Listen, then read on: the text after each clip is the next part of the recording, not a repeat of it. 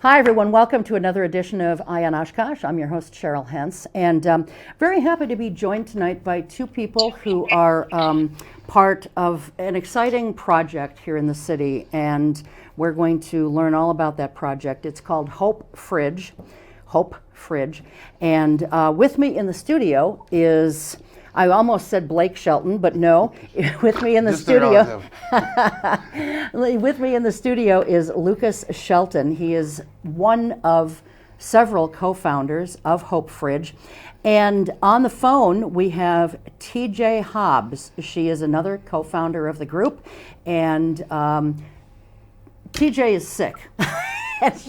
She's not supposed to be around people, so she's at home. We have her on the phone. You see the microphone here. This is the largest microphone I've ever worked with in my however many years I've been doing this. I'm very happy to have both of them here. And can we just bring up TJ's picture so people can get a reference of who we're talking about here? And there she is. So that's TJ. So we're going to be talking to both of them tonight. So thanks to both of you for being here, and TJ, you being there, even though you're under the weather. So let's start, and TJ, maybe you want to field this one right off the bat. Let's start by giving folks a general idea of, what Hope Fridge is, how it came to be, where you guys got the idea, so on, and how many co-founded this thing. Talk to us about its ideal that someone came up with, and then the actual inception of it. Sure. Thank you, Cheryl. Then I want to apologize. I don't think I took the initiative to introduce myself correctly in the email. My pronouns are they, them, and I just want to share that so that moving forward, I could be referred to the way that I identify. So thank you. I know that was nothing we discussed in advance, and thank you for that. But now the history I don't even know what it means. So sorry? I don't even know what that means. So I don't identify as woman or man. It's a whole other conversation for another Eye on Oshkosh. I'm non-binary, and those are the pronouns that I use. But for purposes of today, if she comes out, I know it's in good faith. No worries. I say these things so that folks can see non-binary people accomplishing things, because I didn't have representation when I was a kid. So it's important that I have the opportunity to say that whenever it comes up. So okay, fantastic. All the other non-binary folks out there, you're just as capable as I am, if not more so. All right, excellent. Yeah, thank you. Now, the history of Hope Fridge is a storied one. There were many parts that were all working together to bring this into fruition. One of them was the inspiration we had from the Liberation Fridge out of Portland, Oregon. That was just a fridge built by a group called Love Your Black Community, and they put it in the yard of a person named Kai Delgado, and I found out about it through just adding a bunch of friends on Facebook from all over the country in the heat of the George Floyd protest, just connecting and networking with people that were trying to get good work done in their communities. The Love Your Black Community folks, I reached out to them, but they were a little too busy to, provide some context as to how we could go about a fridge like that here. But the Love Fridge in Chicago was available to answer some emails and phone calls. They were very helpful in starting the process of Hope Fridge. They shared their build plans with Hope Fridge, so we had something to start with, and we weren't just starting from scratch. And they were able to answer a lot of questions we had about all the unknown variables, like what happens with this or that with a community fridge, because as someone who grew up around here, I had never even heard of anything like a community fridge. And they were able to answer a lot of the questions we had right in the beginning. There were, many more folks involved in the beginning. So we're talking, some of the big ones were Molly Moon from Piercings by Molly Moon. She was our lead builder for the project, who built the wooden enclosures that enclose the fridge and the pantry for our two outdoor locations. And Ashley Hayford of Bowen Street Repeats was also a huge help from the beginning, one of the first co-founders who helped us lay the brick pathway that we needed in Neenah. After a citation from the city reminded us that there's city ordinances we have to follow as far as how far away we are from sidewalks. So we learned a lot very fast last summer, and we went from the beginning of April 2020 2020 when we started our Facebook page to today, or even just to last summer, we closed last summer with 3 community fridges, 2 outdoor that were open and are still open 24/7, 365, and one that is indoors of Bowen Street Repeats in Oshkosh that's open Wednesday and Thursday 10 to 2, Friday 10 to 6, and Saturday 9 to 4. So we've grown very quickly, and we're very thankful for that, but that just is another part of showing how big that need was in this community, that there was so much community support when we reached out and asked if folks would be willing to host. And as soon as folks knew what the project was, they were basically on board from the beginning, because they're aware of how big of an issue food security is right now.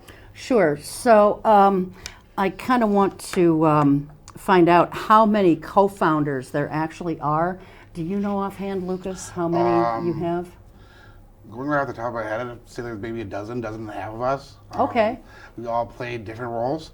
Sometimes those roles range anywhere from group talking, discussing plans, discussing ideas, to the hands-on brainstorming. Yeah, to the hands-on labor of building the fridges, or volunteering time to go and get the groceries to stock the fridges, to cleaning the fridges. There's no really one specific role identified with that of a volunteer or a co-founder. Okay.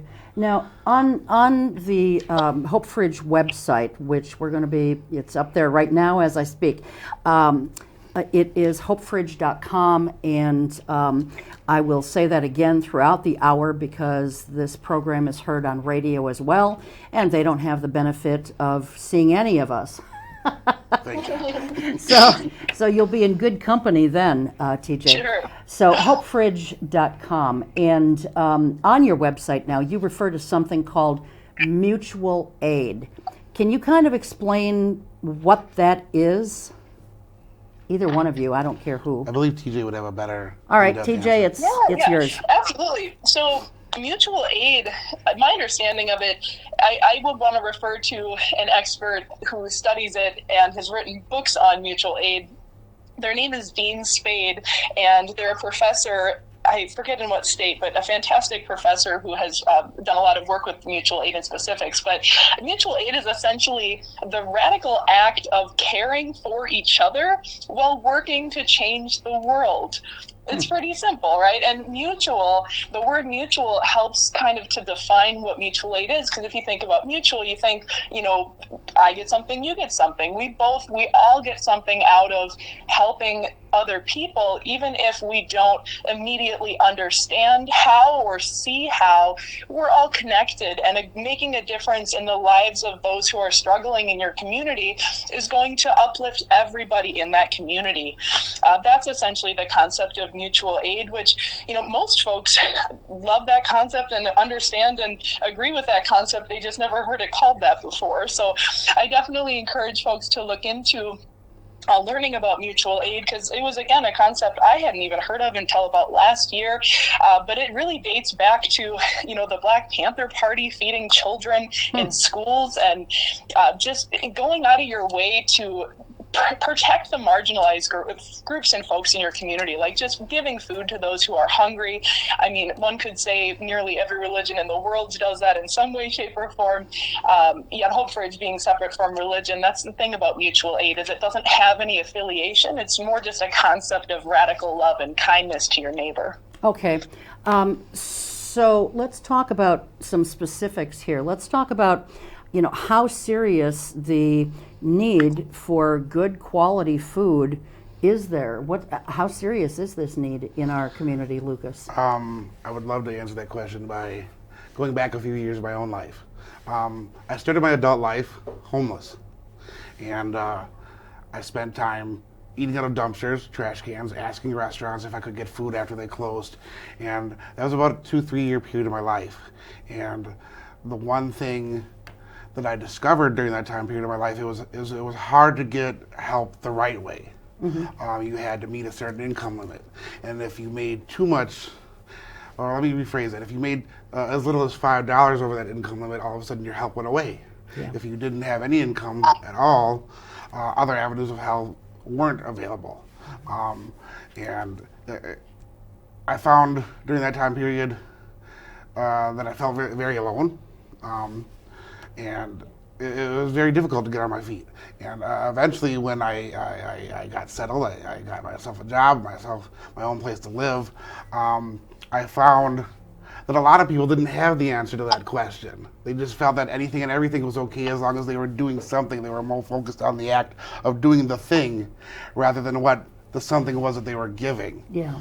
The things that we try to give in the Hope Fridge cover all things from dairy to grains to fruits to vegetables to cereals to pastas. As long as it's, I guess, the best way I could answer that question is if you would eat it yourself, it's perfect to give to somebody else. We encourage families when they donate food to make sure the things to look for are, please make sure it's not expired. Yeah, we're going to talk about that Yeah. in a little while.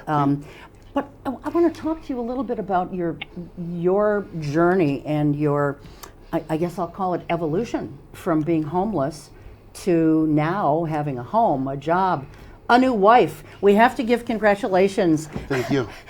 to Lukas you. here. He just got married. We're taping this on the 5th of May. He just got married this past, Saturday? Coincidentally enough, today is 5 years ago I met my wife for the first time. Really? Yep, and today we've been married for 5 days, and it's the 5th month, the 5th day. All right. Today's- And it's Cinco de Mayo. Today, It's- 5 is my number. You got perfect reason to celebrate when you get out of Absolutely. here tonight. But, I think it's so, first of all, thank you for sharing that, because a lot of people would be embarrassed. It's hard to talk about sometimes, to be honest. Yeah. I'm sure it is. I mean, let's talk about getting food out of dumpsters. Absolutely. I mean, how did you even do that? Do you I was, watch to see what people are throwing in the dumpsters, or tell us about that? I guess to set the scene a little bit, I was homeless in this area. Really? In Appleton, of all places, the public library. There's a parking ramp across the street from the public library. That's where I slept. They have a set of elevators, glass elevators you can see. They go up to the 7th floor of the parking ramp, and that's where I lived. That's where I slept. Dumpster diving, as they call it. First of all, it's not safe. I would not recommend it I wouldn't to either. anybody. And it really was, like you said, watching and waiting until it's dark, being up when it's early. I became homeless in the first couple of months of winter in this area, which of course made it more difficult. Sure. Restaurants weren't as difficult as dumpsters, to be honest, because they go throw out food and they go in and you go grab your food. I guess my biggest thing that I had to worry about was the person eating the food that I'm about to eat sick. Yeah. It was my issue with shelters that I kept running into at that point in time was capacity limits, and travel, obviously, transportation. It's not like I could go from Appleton to Fond du Lac to Oshkosh. I did a lot of walking. I was probably, ironically, in the best shape of my life. And as you mentioned, it's a very difficult subject to talk about with people. I found myself taking baths in bathrooms, a lot of paper towel to wash up, wet naps when I could get them, eating, and to me, ever since I was a baby, I could sleep anywhere. I could sleep on a park. I could sleep sitting up. My biggest concern has been and always would have been during that time period food. Mm-hmm. That was the hardest commodity to come by, and I feel like it was the biggest struggle. And I feel like looking back on it, it was lifetimes ago. Yet at the same time, every time I do discuss it, I feel as if it was just last week. Well, sure, because those experiences It will stay with me forever. Yeah, they're going to be burned into your memory. And TG and I grew up together. And a couple of years ago, we met up, and we were kind of having a conversation about the social and political climate of today. And they wanted to help. They wanted to do something to help. And like myself, we tend to get an idea and just go with it. Mm-hmm. And I said, well, let's just slow down. What's the simplest way to help somebody? What's the first thing you could possibly think of? And they said, food. And I said, exactly. Mm-hmm. You wake up from a nap, what are you? You're hungry. You get done with work, what are you? Hungry. You're on your way to go someplace, what are you? You're hungry. I wake up from a nap, I'm still sleepy. So, so we talked about food, and from there on, TJ developed from my perspective, what would be eventually the bedrock for the Hope Fridge. And where I fit in is the perspective of the people that don't have. Is where I tend to try to, like, we'll have group conversations, and that'll be the section where I tend to interact the most. Is like from the perspective of the person that doesn't have, and I'll chime in and be like, well, maybe this will work better than that, because there's a level of pride that comes with not having and not having access to. I'm sure that in any, the 6 degrees of separation, in any group of people that we can think of, there's at least 1 or 2 people struggling with hunger, and we'll never know about it. Right. And I really do, for me, during my time of being homeless, the Hope Fridge would have been a godsend. It would have saved my life. It would have, it would have allowed me to feel like my community cares. And that's the one thing that I wanted at that point in time more than anything, was somebody to ask me how I feel. I want to stay with this for just a moment. I want to talk to Lukas a little bit more about this, TJ. I know you said the biggest concern was food. Were you frightened? Was fear a big factor in this too? Sleeping outside in a parking garage? Were you worried about people finding you, hurting you, arresting you, or giving you a citation? I mean, what? Honestly, no. Really? Because if I went to jail, I had a bed to sleep in. Oh, well, that's true. I had food to eat. I had a shower. That's true. Honestly. Now, the flip side of that is obviously I did not want to get arrested. Obviously, I did not want to get hurt. But I feel like, I can't speak for everybody, but with most people that are going through some kind of traumatic event, the one, everybody has that thing that they focus on. And mine was, I just want to be okay. And at that point in time, my definition of okay is I need a place to sleep safely. I need a place to eat safely. I need a place to be okay. And being arrested would lead to a jail cell, which provided all of those things. As much as I didn't want to be arrested, I had to weigh my options. That's true, and I know that some people who end up being repeat offenders in jail constantly is because they can't swing it out there in the real world. They can't afford for everything. They can't necessarily, some are addicted to drugs or what have you, but they cannot function in the day-to-day 9 to 5, 8 to 4 like we do. And they know that they're also going to have health care if they're sitting in jail. Right, if you don't mind, which brings me into another segue. Okay.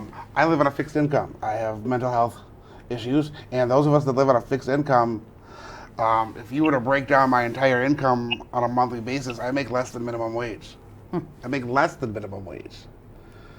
People that make a little more than minimum wage already struggle to buy the basic necessities. Yeah. So something like Hope Fridge, there are thousands of people in this city just alone that are just like me in my situation right now that this program can help. That don't get thought of on a regular or average basis. Sure. And TJ, I actually interviewed you for a newspaper article that I wrote on Hope Fridge, and you shared with me then, so I'm sure you're going to not have any problem if I bring it up now. You were not homeless, but you were a college student here at UW Oshkosh, and you were, I believe you said you were working 3 jobs. Is that correct? In a given week, there were times where I had, I think it was, I don't want to name the businesses because I don't know how much better they are now at paying their employees, but I'll tell you they were local and they were not paying combined enough to cover my expenses. And I had loans and I had the GI Bill but I had a vehicle that needed repairs and gas, and I needed to eat, and I needed to, even then have a phone to communicate, and talk to my boss. And like, you can't not have these expenses. Everybody says, oh, just put the iPhone away or get what. It's like, folks who are struggling still basically need like shoes for work and clothes for work, and like there's always expenses, even when you cut out all the fun stuff that makes life worth living, which again, I don't think people should have to do. But sometimes you got to penny pinch. I get that, but I was still struggling, and I was working. The one memory that sticks out to me in particular as like a rock bottom moment was, coming home after working a shift from 6 a.m. until I believe it was 10 p.m. And I got home and I was in the shower just crying because I knew as soon as I went to bed, it would be morning again. And I was going to have to go back to cover another 6 to 10 because we were short staffed at that job and I needed the money.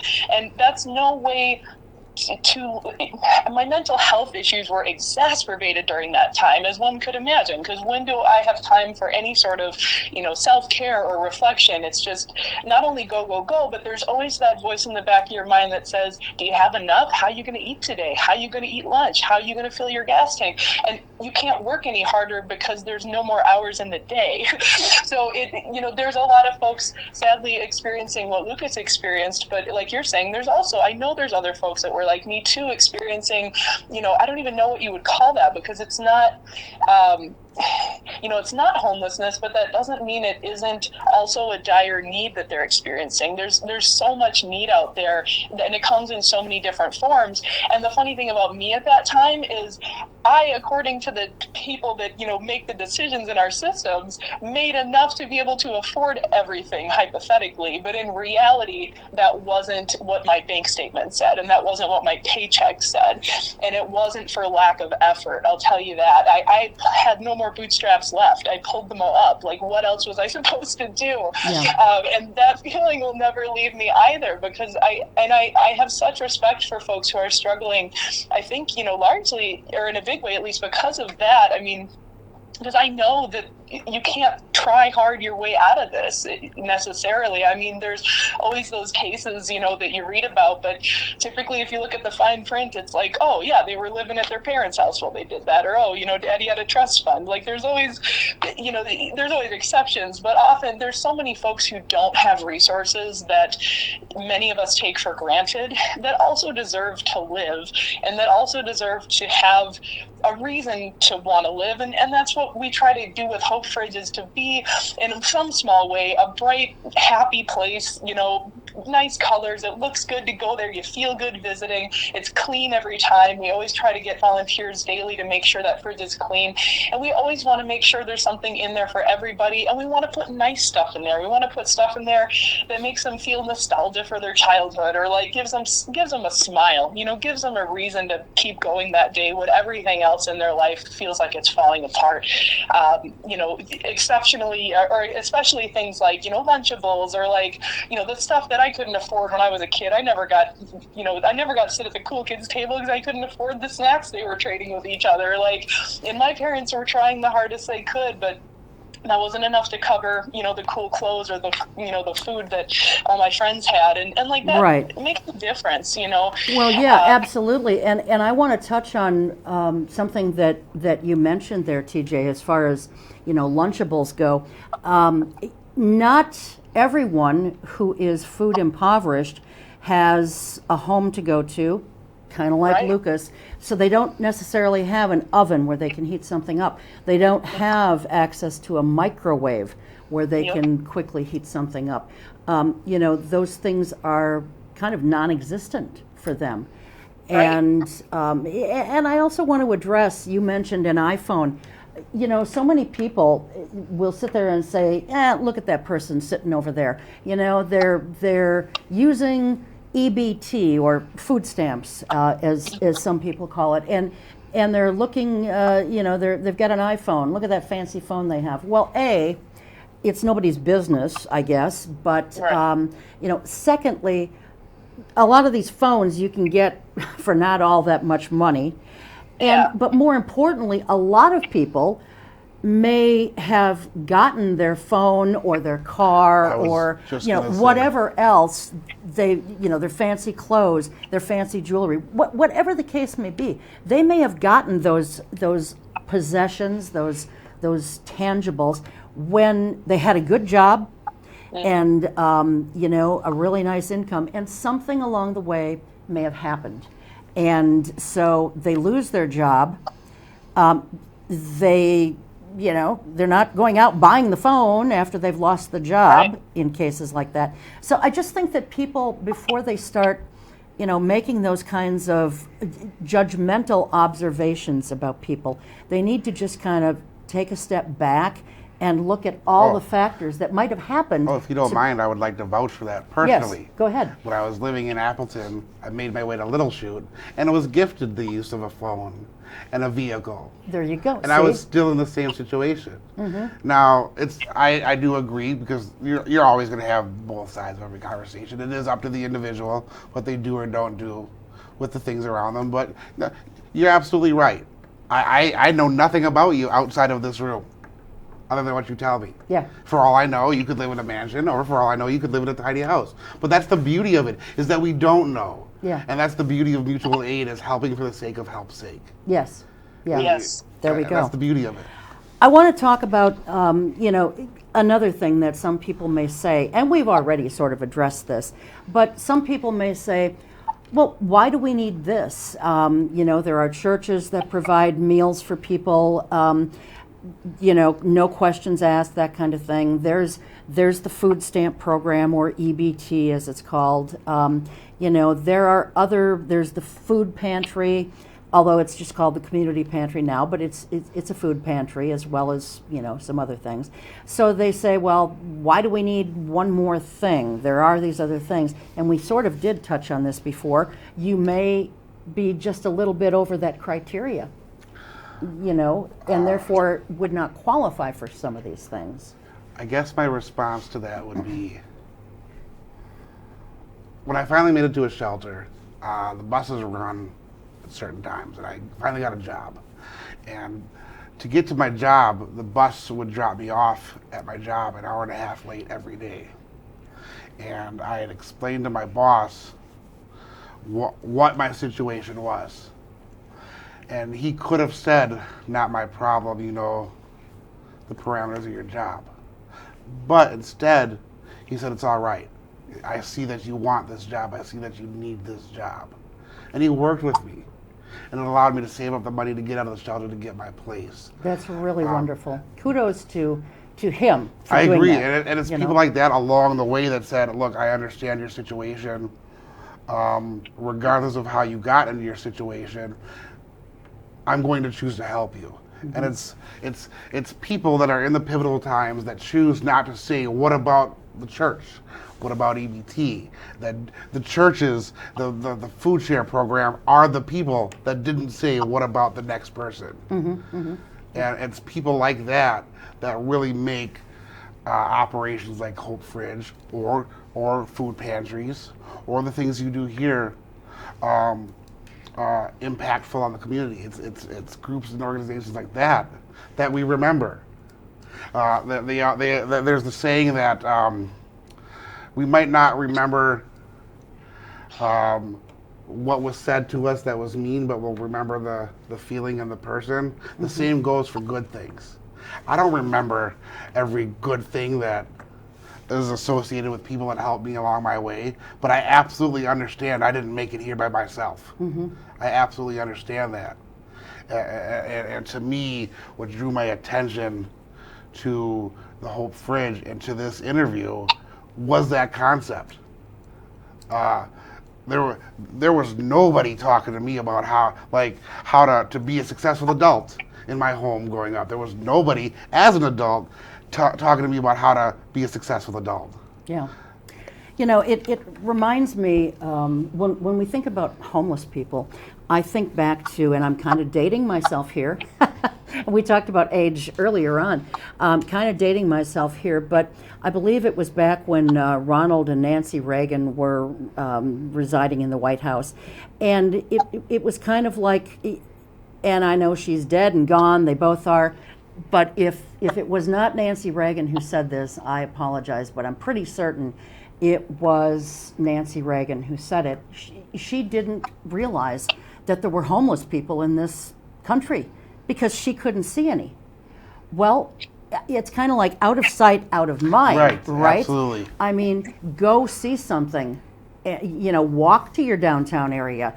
We've got homeless people here in Oshkosh living under the bridges, so on and so forth. And especially now, this time of year, when the day-by-day warming shelter has closed for the season. But just because you can't see it doesn't mean it doesn't exist. I remember, and this goes back to homeless people, but I'm sure that they were also food impoverished. One of the cruises that I went on a number of years ago, we were taking this this transit bus from the hotel to the place in Miami where all the cruise ships leave from, and we had to go past a downtown area. And from a distance, I could see this, but I wasn't sure what it was I was seeing. And then as we got a little closer, I always like to talk to the bus driver because I just, that's me. Mm-hmm. I'm a reporter. I like to ask questions. So I always like to talk to the driver. And I said, what is all that up there? Are those sleeping bags? They were lined up along the sidewalk, one after another, and I bet you there were 50 of them, if not more, just lined up along the sidewalks. And it was heart-wrenching.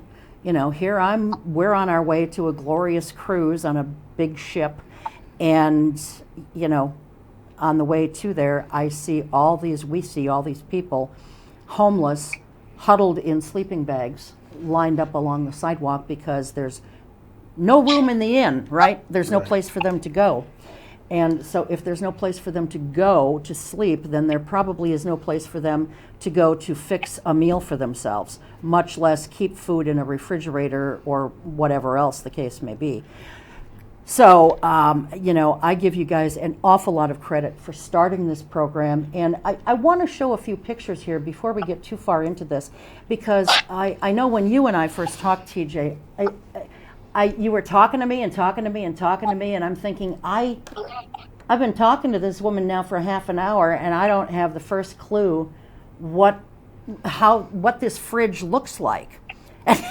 And so I want to bring up a few of the photos that we have here so that people can understand that it's a refrigerator, but there we have one. Now, I don't know, Lukas, can you tell, is this the one in Neenah, or where is this one? I do believe that's the one in Neenah. The one in Neenah. So as you can see, it's a real refrigerator with a freezer and a refrigeration part, and it is sitting inside of a wooden hut.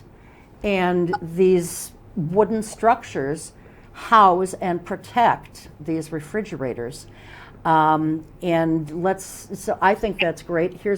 I believe this is the one behind Wagner Food Market here in town. Correct. This one I know gets a lot of traffic because it is right in the downtown area. And then if you don't mind me adding. Oh, go ahead. You want to talk about something here? Yeah, the nice thing about these huts is not only do you have the fridge and freezer, but on the right side you have the bins and shelves for storing dry goods, cereals, pastas, crackers, peanut butters, whatever.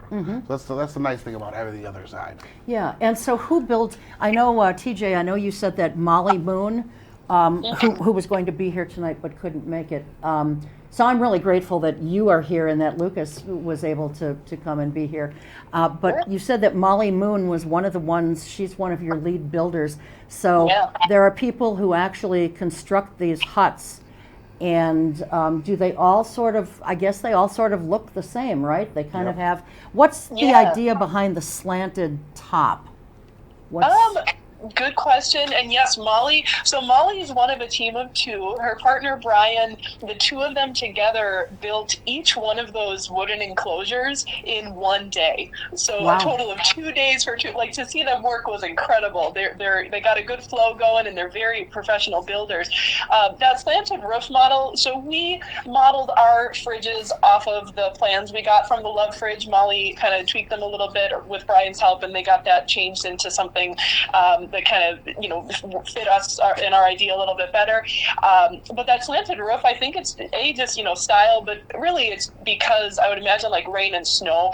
It does help in the spring, and fall when it rains a lot to get the rain to just kind of fall off the side out of the way. And, nobody ever has to worry about getting hit by like snow falling off the fridge top because it usually just slides right down. And yeah, I guess just it was a nice addition. I think that was Brian's idea to make it out of like a cool, I don't know if it's aluminum or whatever cool silver material it is, but it looks great too. Like it has withstood a whole winter now. So we have not only, I guess we have proof of concept. Like anyone around here who was like, "Are y'all gonna make it through the winter?" We have made it through the winter, and I knew we would though, because again, the Love Fridge really gave us that confidence. They have like 30 fridges in the Chicago area similar to this, and they've been going through a couple of winters now just fine. So yeah, it's been a journey to learn how to make this happen. But and if we can just, I I just want my crew to go back to the picture that we just had. There we go.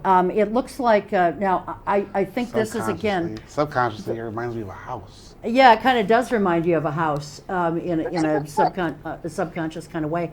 But this one here, I believe we said this was the one in Neenah, and we will give the addresses and the hours again and all of that. But if people who can see this, of course, not the people on the radio, but this has one of those little libraries, that little neighborhood libraries by it.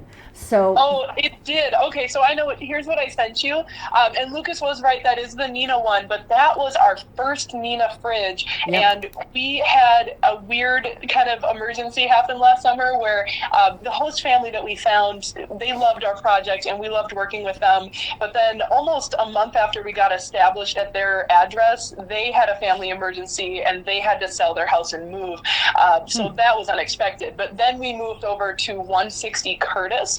That doesn't have a little library, but it is getting a brick pathway similar to that picture. And we're actually working on that right now. So this summer we're going to put in a second brick pathway at our new Neenah location to kind of finalize all the changes that happened last summer. And we look forward to staying at this location for 5 to 10 years, as long as they'll have us. Okay. So the picture that we're seeing is not the one at 160 Curtis in Neenah. Correct. It's what we envisioned that one will look similar to once that pathway is done. That's kind of a good example of the path. All right, so now we can move on to the next picture. Now this one, this is in Bowen Street Repeats. Tell us, either one of you, what this is, because this is the only one that has some specific hours attached to it, and that's because it's indoors. What is it in? Bowen Street Repeats is, I guess, a business, is it?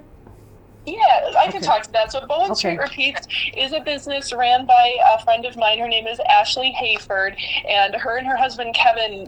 Kevin has a business where it's called Clear the Clutter. So he clears out people's homes after they move, or any circumstances happen, and things that can be upcycled or recycled are often brought to his wife Ashley's store, Bowen Street Repeats, and they have a ton of cute items in there. But what we really loved about them was they've always been there for the community intentionally. So every single month, Bowen Street Repeats makes a point to donate, I believe it's 20% to a different local charity every single month of all their sales. So they've been very proactive in giving back. And Ashley came to me when Hope Fridge had an issue with that particular fridge that's in there now. It wasn't able to handle the heat. It was a donated fridge, and it just wasn't staying correct temperature outside or within the range of a safe temperature for food. And we didn't know really what to do with the fridge. We were just going to pop it into storage or give it to a family for an indoor fridge. But she's like, hey, it's got the Hope Fridge sticker on it. Like, I have room in my store. I know it's limited hours, but why not have a third location? Because she does have her store located in an area of town that is far away from our other fridge enough that it would hit a brand new area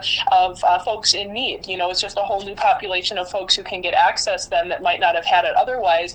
And the alternative would have just been the fridge, not getting used at all. So we were very thankful to Ashley for letting us set up there, and she actually takes 100% of control of that fridge, keeping it clean and organized. She's like the number one volunteer for that fridge because she checks it every day that she's in the shop, and everybody is welcome at all times.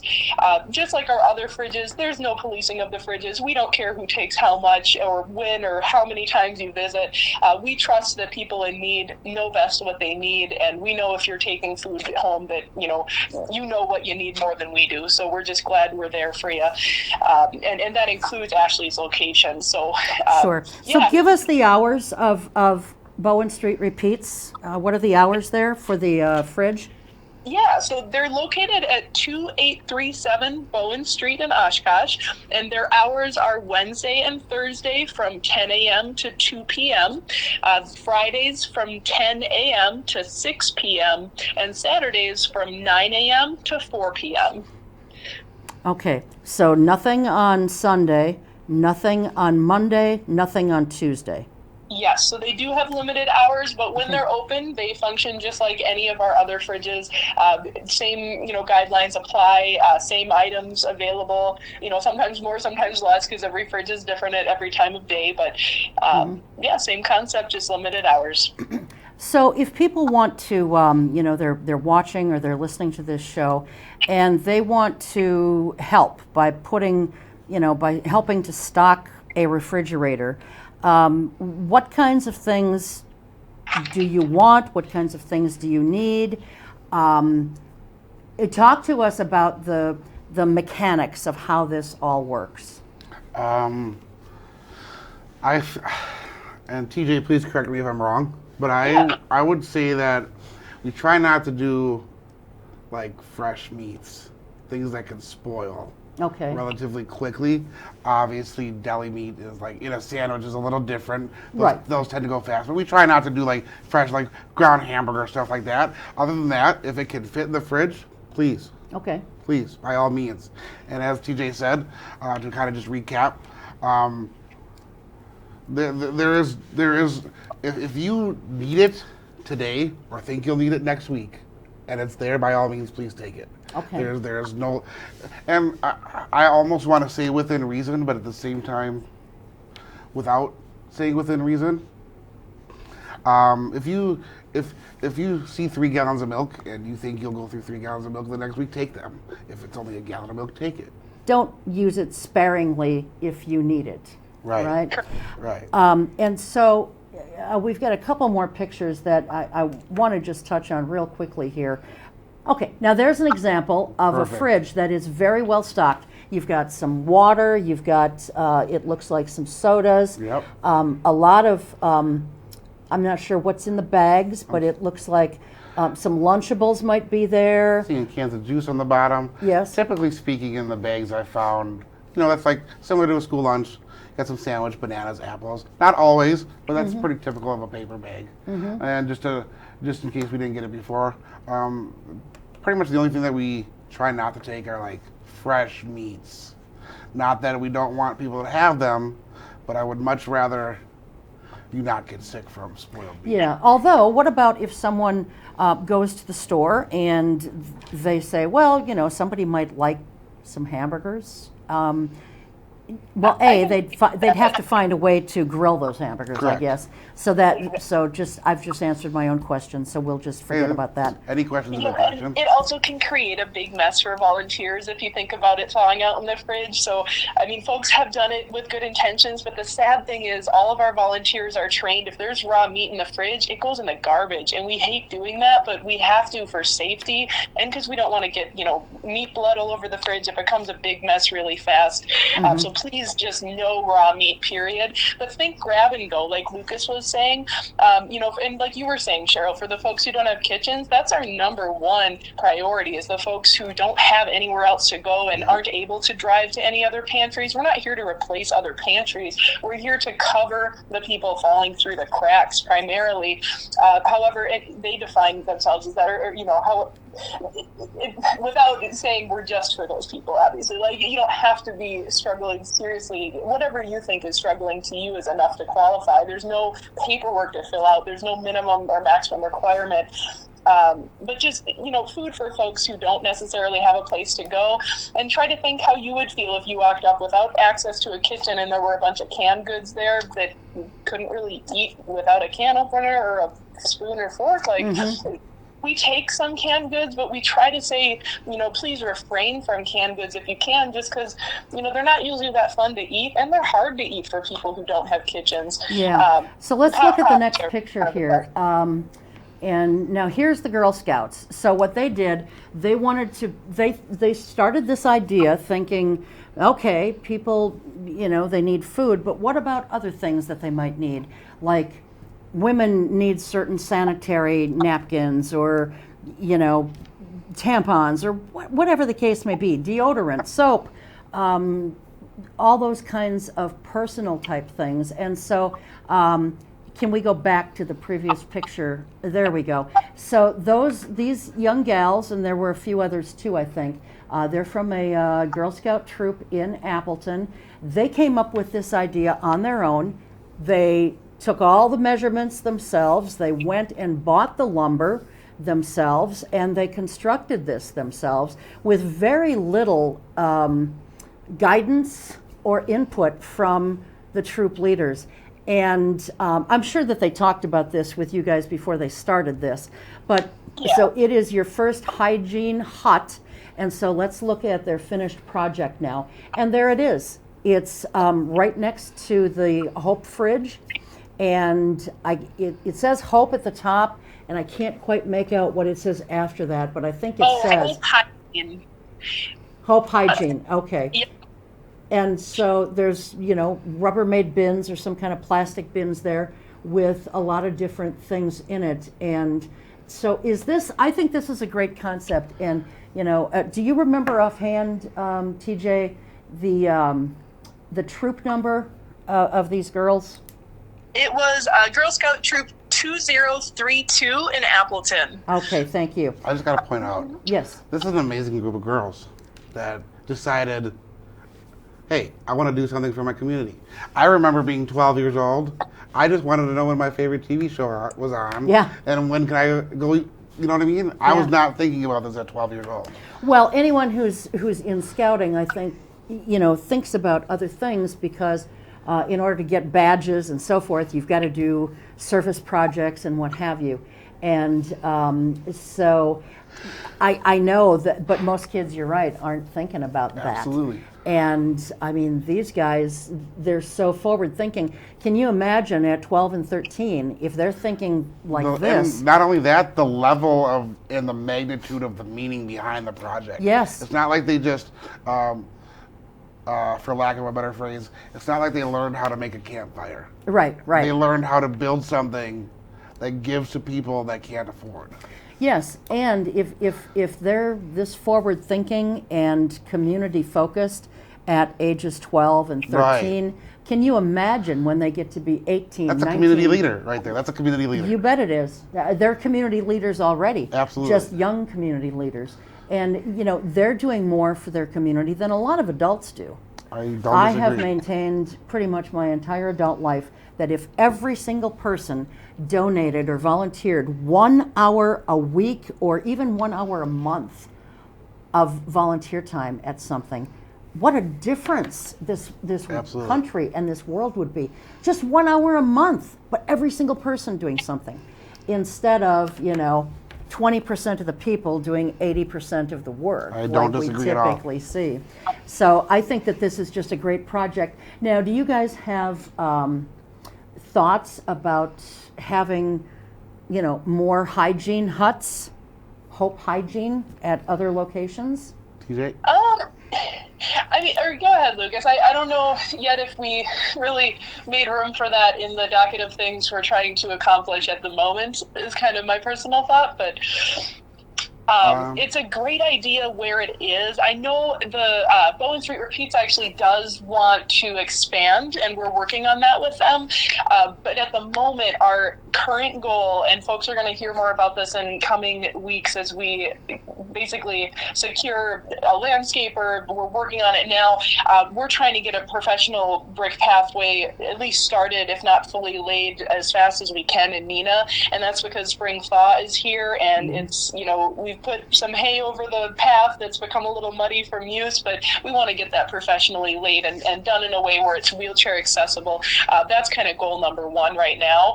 And then the future, who knows what direction we'll go, but it was a great idea, and it's cherished at Neenah. It gets used often, like all the time. It's going from full to empty, but that's kind of what Hope Bridge wants to be, is to allow folks to practice community building and organizing right here in town. Like that's that's, I think, one thing that does separate us from some other pantries is you don't have to, apply to be a part of it or to sign up. You just show up and you're a part of it. If you, do something for Hope Fridge, you're a part of Hope Fridge. You can put us on your resume and we'll vouch for you.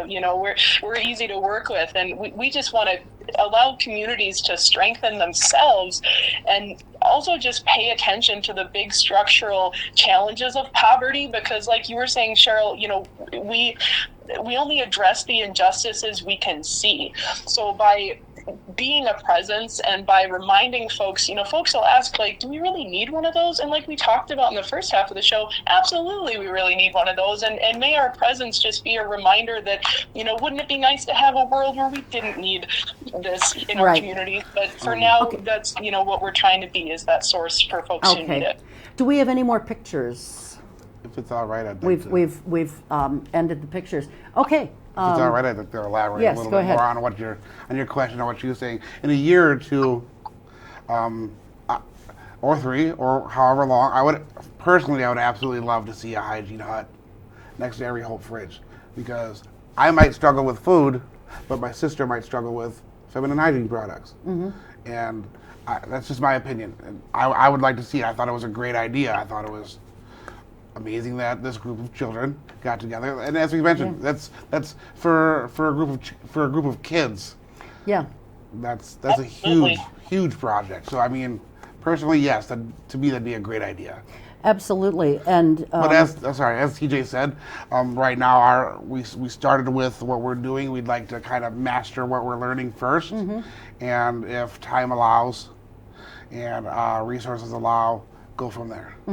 Sure. I agree, it was a great idea, and I'm so proud of them for doing that, and we're very thankful for them. Yes. So let's see. I know that this seems, and we're quickly running out of time, and I've still got a number of questions, and I don't think we're going to get to all of them. But I want to, again, encourage people to go to your website, hopefridge.com, and read up on things, see how to help, see what things you guys most need, that kind of thing. And one of the things that it says on your website, and we've talked about it, it seems like it seems like a common sense thing to me, but it probably needs to be worth stressing, that you do not want expired food put in these fridges. And, if someone else wouldn't eat it, why should someone who's food impoverished? I guess that's the underlying message here that we're trying to get across. So please don't put any expired food in these fridges. All right, so are there any special instructions if someone out there wants to make, for example, some sandwiches? Is there anything? And we've got about 4 minutes left here. I'll keep it quick. Making homemade food for the fridge is encouraged. However, we ask all to follow food preparation safety guidelines like they would, for anybody, just making food safe for all, including please wearing hairnets if you can access hairnets or get some. Please wear gloves. Make sure your hands are clean. Follow general food safety guidelines and individually package the food, please, and individually label it with the date made and all ingredients. And that's because, many folks passing through don't need a whole lasagna. They just need, an evening's worth of dinner. And that way more people can enjoy the meal and, get what they need out of it. Please include utensils if they're going to be needed to consume that food. But honestly, that's why sandwiches are so popular. You can make so many different types of sandwiches. Please label all the ingredients so folks know what they're getting, and that also covers anyone who might have allergies. But grab and go, that's the name of the game. Ideally, things that don't have to be heated up. But again, there are people with kitchens that do visit our fridges. So, if you're really great at making soup or spaghetti and you really want to, put your favorite comfort food in there, that's absolutely welcome. Just make sure it's labeled with all ingredients and the date. Okay, very good. And, if someone out there has, they're part of a Boy Scout troop, a Cub Scout troop, another Girl Scout troop, a Brownie group, a Campfire group, whatever the case may be, or if someone has a business and as a business they'd like to, take on a project of, stocking a fridge, it's anybody who wants to participate in this can. Is that correct? Absolutely. And do you have like a schedule of when someone's going to clean XYZ location? I mean, how do you keep track of who's cleaning it and when it's being cleaned and that kind of thing? We have a group amongst ourselves that we talk throughout there. Okay. For the most part, it's a lot like if you like. My general rule of thumb is if I have to think about when was the last time the fridge was clean, I'll just go clean it. But we talk amongst ourselves and figure out, hey, who can go when, and we sit there and talk about it and like kind of finalize everything. So Okay, excellent. If somebody does want to get involved, who should they call? Is there something on the website that leads people to who they need to talk to, or what should they do?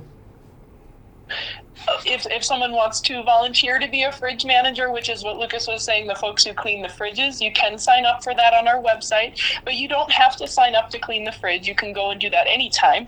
It can never be too clean, right? You can also sign up on our website for the Fill the Fridge Daily Challenge started by a local friend, Jamie Gibbs. That was her idea to go ahead and start that. It's basically allowing businesses, groups, organizations to, pick a day that another group hasn't signed up for, so that we have more days covered with more filled fridges. So, but again, that is also optional. You can do what many people do, which is just show up and, be anonymous, and nobody, will have it on record, but you in your heart will know you helped. And that honestly is, I would say, what 80% of our people right now do. Most people don't sign up on the website, but we do encourage you to do that if you know how to use it and are open to that, so that other people can see, oh, there's already a fridge cleaner on Thursday, I'll go clean it on Friday, things like that. Okay, all right. And we've been talking about the website. You guys also have a Facebook page, correct? Yeah, yep. Hope Fridge is the name of our Facebook page. And folks there can post updates anytime. It's open to the public. Okay. So if you visit the fridge and take a picture, you can post it on there. And Okay. I got to cut it short. We're just about out of time here. So, Sure. TJ, thank you very, very much. And I appreciate you being here you. also, Lukas. HopeFridge.com is where you would go if you want to get involved in this or make a donation, or if you need something. They're there for you. Also, monetary donations are also appreciated. It explains on the website how you can go about making those donations. That's going to do it for us. This is a great project to get involved in, even as much or as little as you want. It's a wonderful project. So I thank my guests once again. I thank my crew as always, and especially to you.